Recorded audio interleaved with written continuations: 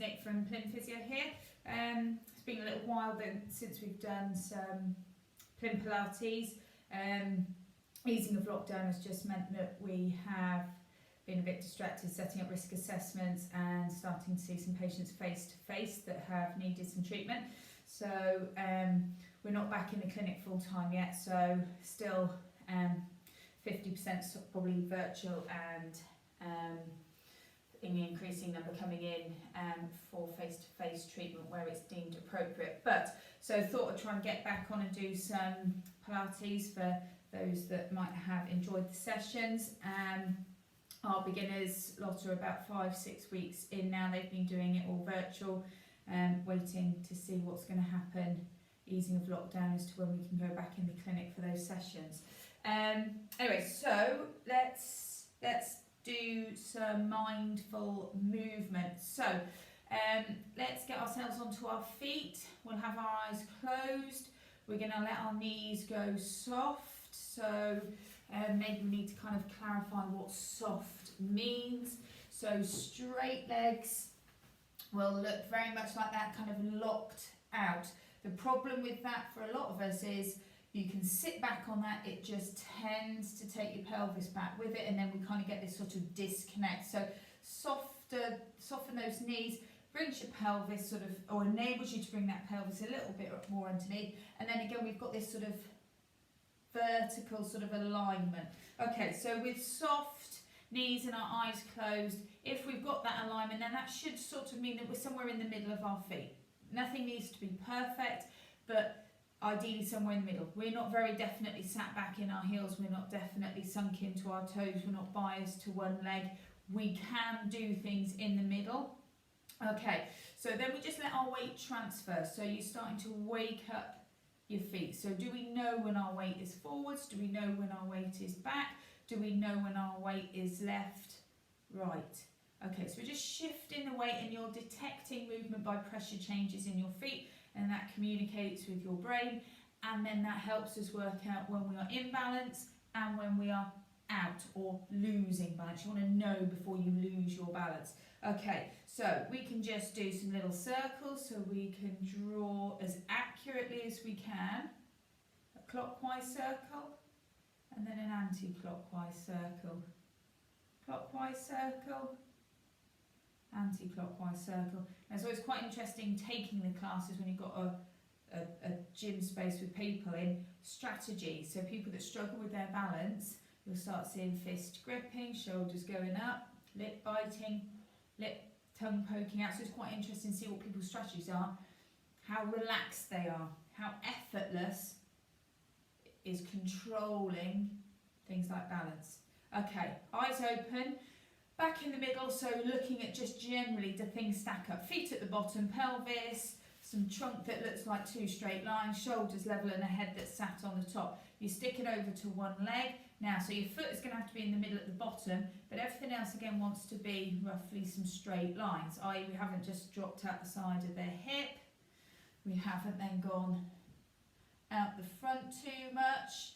We haven't just stuck our bum out the back. So again, we can kind of just hold that straight, and that gives us the ability to sit in the middle, which means we've got scope to go any which way. If we sit right back at the edge, you're already there. It's not going to take much further to lose it. If you're in the middle, you can bring yourself back.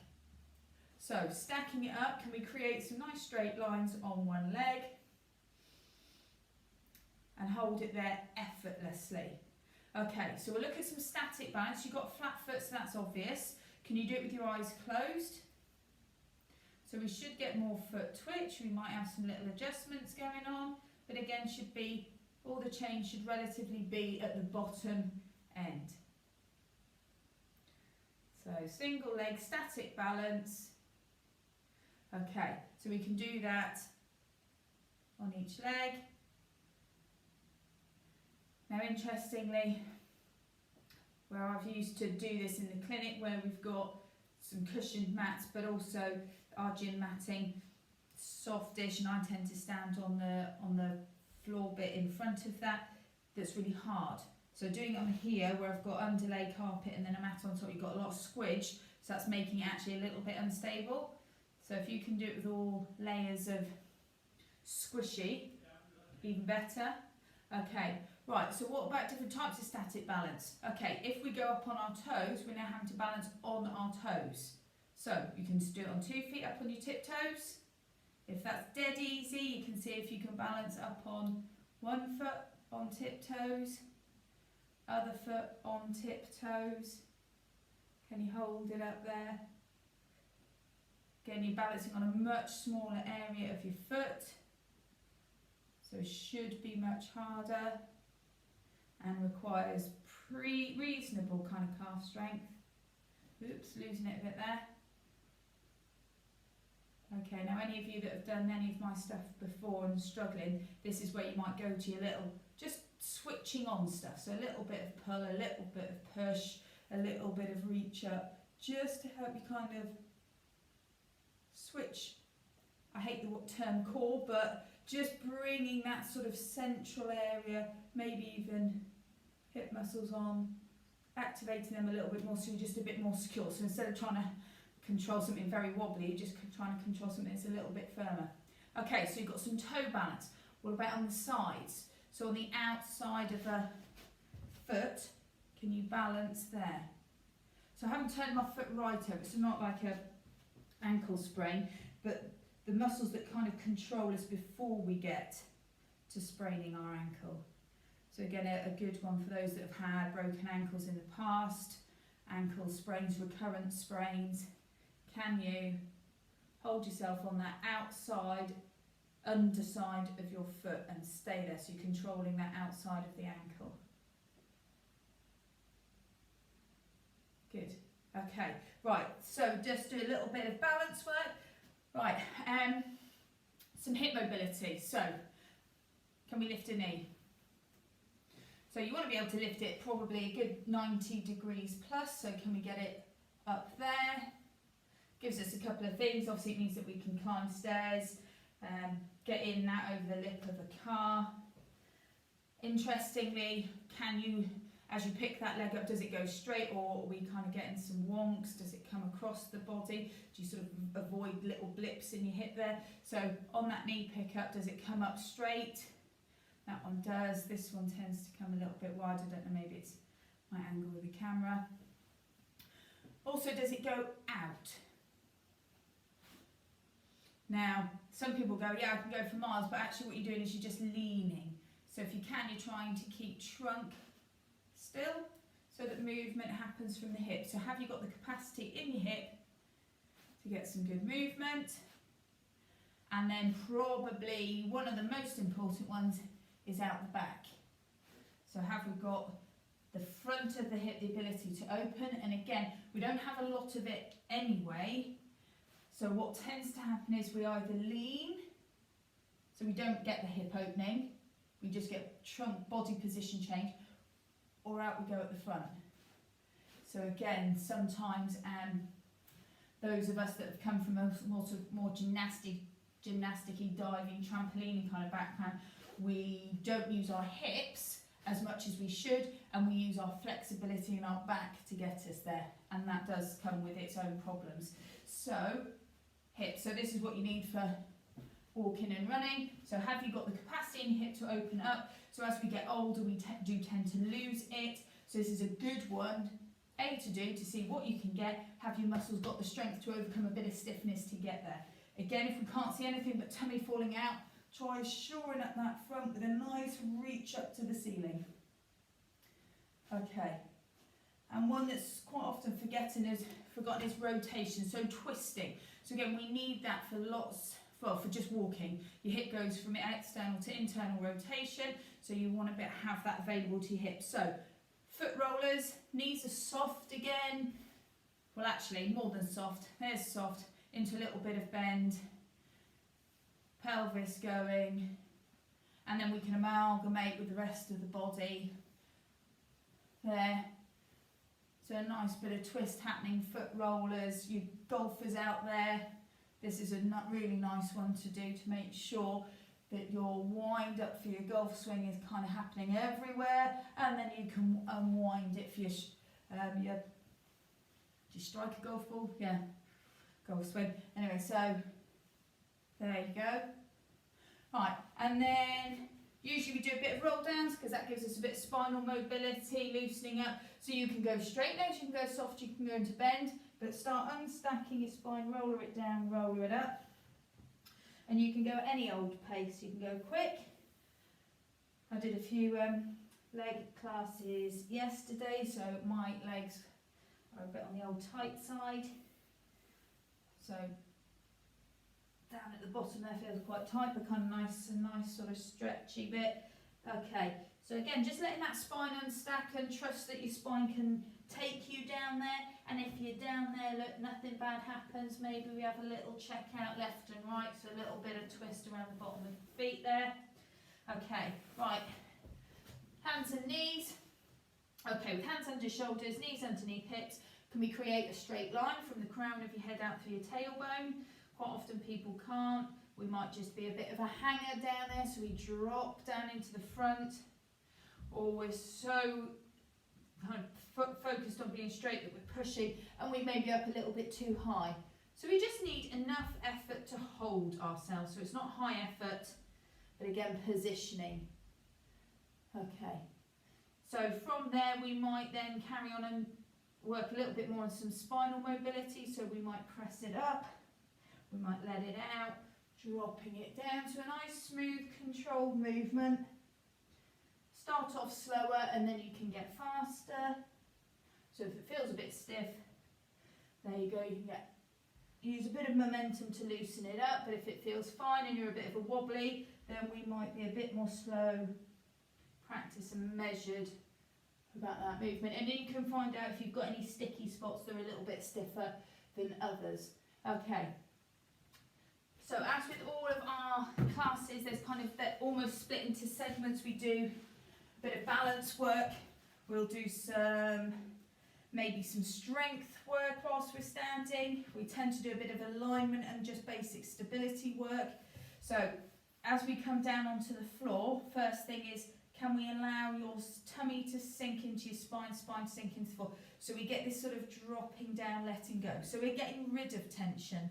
So when we're doing easy stuff, it should be easy. So we shouldn't have excessive amounts of fixing and bracing. So your first thing is, lay there, just take stock of what's going on.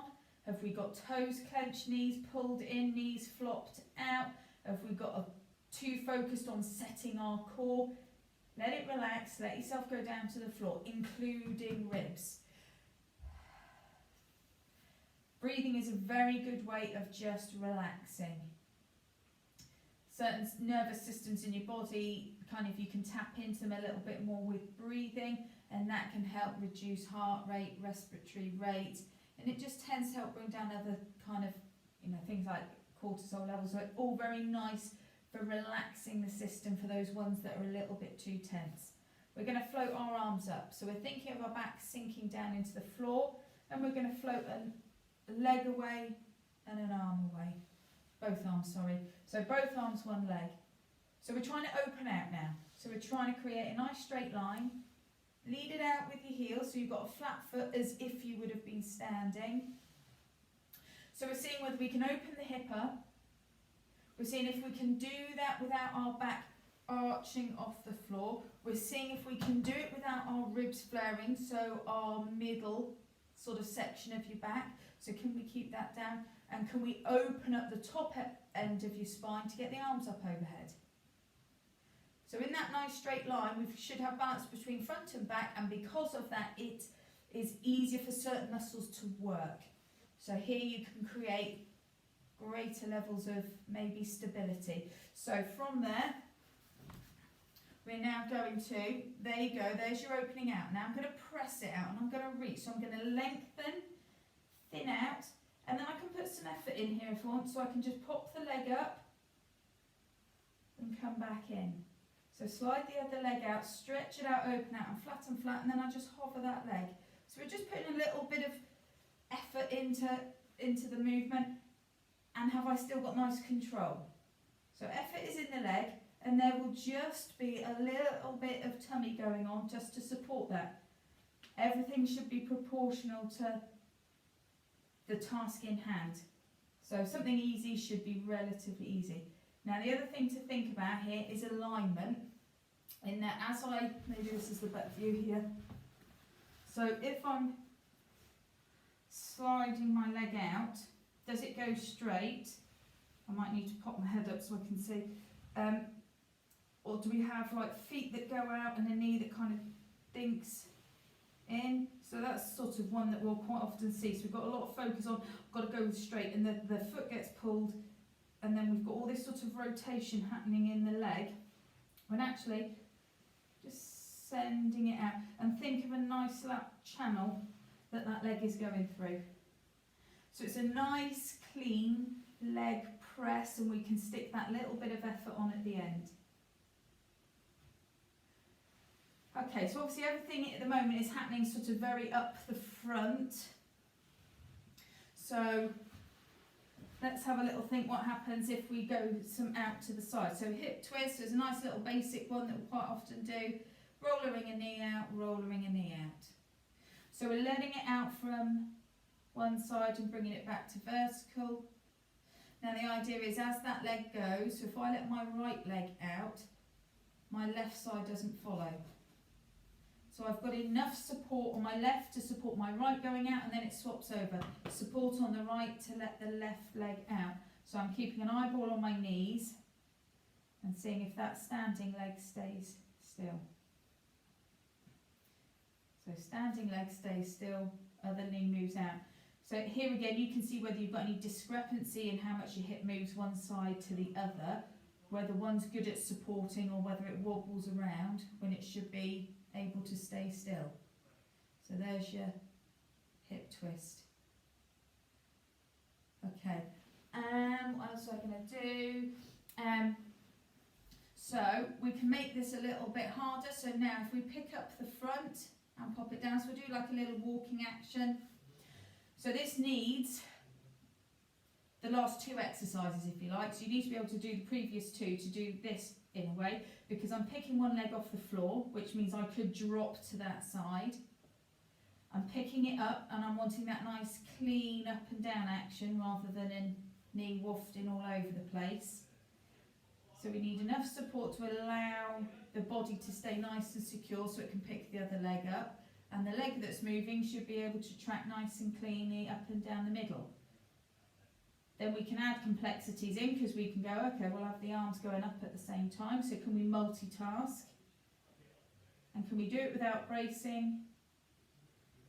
Those that are a little bit wobbly, you might need to up your support, so you can do that in one of a couple of ways. One, press the foot that isn't moving.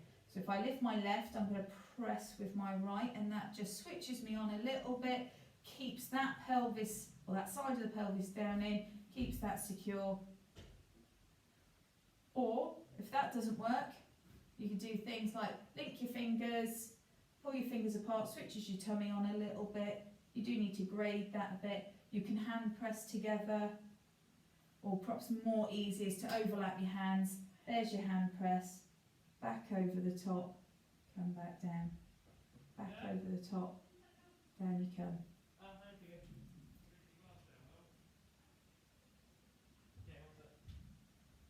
Okay, so there's a couple of real basics. We'll perhaps finish off a little bit more conscious tummy. So we'll do an abdo prep.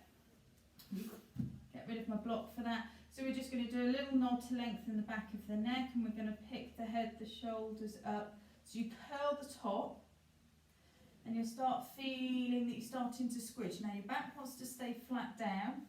And what we're looking for now is to just start getting some tension in your tummy without them popping up, or what we call doming. So, nod, peel, roll it, hands into that tummy, feel those tummy muscles firm, line of sight over the top of the knees, nice and firm, but without popping up. So postnatal mums, you know, we all tend to get a bit focused on our tummy muscles, tummy muscles, tummy muscles, tummy muscles. But no good just strengthening if you've got a bit of a gap, because quite often what will happen is you'll just go for it and you'll keep popping them apart. So what you need to be doing, probably tip them back a little bit, gather up, feel them coming together, and then stop Stop when you still feel like they are coming together. Don't keep going, because what can happen is that's when they pop apart. So just be a little bit mindful of that. Up you go. Down you go. If necks get tired, you know, you do need to get, you know, good at holding the weight of your head. But if it gets too much after a while, just put one hand behind your head. And just keep thinking, nice, long, archy movement. Look over the top of your knees, back down you come. Okay, so, you know, the exercises on their own aren't necessarily the hardest thing in the world, but it's how we do them. So it's the process, not necessarily, I've done 10 of these, 10 of those, 10 of those. So it's, like we said, mindful movement. So it's all a little bit thought through. Okay, so a bit static for 25 odd minutes. So standing up, feet a little bit apart, soft knees, reach it up, have a little stretch one side, so lengthen, stretch the other side to lengthen, lengthen, lengthen, lengthen, lengthen, reach it up, drop into those, fold it down, come back up. So a few swings to finish.